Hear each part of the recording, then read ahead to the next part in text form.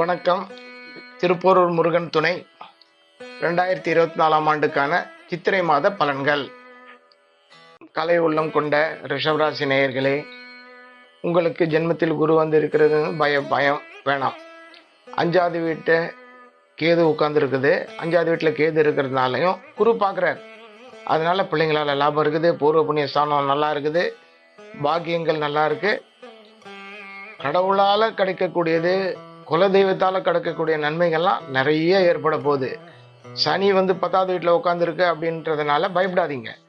சனி வந்து தொழில்காரகன், தொழிலை கொடுக்க போகிறான். மேலதிகாரிங்க கிட்ட கவனமாக இருங்க. நீங்கள் எதிர்பார்த்த தொழில் கிடைக்கும், முன்னேற்றம் கிடைக்க போகுது. சக தொழிலாளர்கிட்ட கவனமாக இருங்க, வேற ஒன்றும் கிடையாது.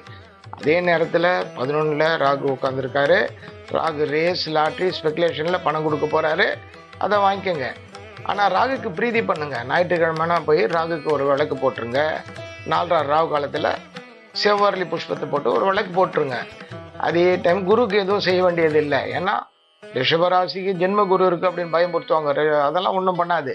5வது வீட்டை பார்த்துட்டான்னாவே போகிறோம். பூர்வ புண்ணிய ஸ்தானத்தை பார்த்துட்டான். குலதெய்வம் உங்களுக்கு நல்லது செய்ய போது. நல்லதெல்லாம் நடக்கக்கூடிய நேரங்கள். ஒரு ஸ்டோன் வேணும்னா போட்டுக்குங்க. விலை குறைஞ்ச மாதிரி ஒரு கனக புஷ்பராகம் போடலன்னா கூட கோமேதகம் ஒன்று போட்டுக்குங்க, போகிறோம். இல்லை நீலம் ஒன்று போட்டுங்க. விலை குறைஞ்ச கல்லாம் வாங்கின்னு வந்து வெளியில் போட்டுங்க. சரியாக போச்சு. சந்தோஷம் கண்டிப்பாக கிடைக்கும்.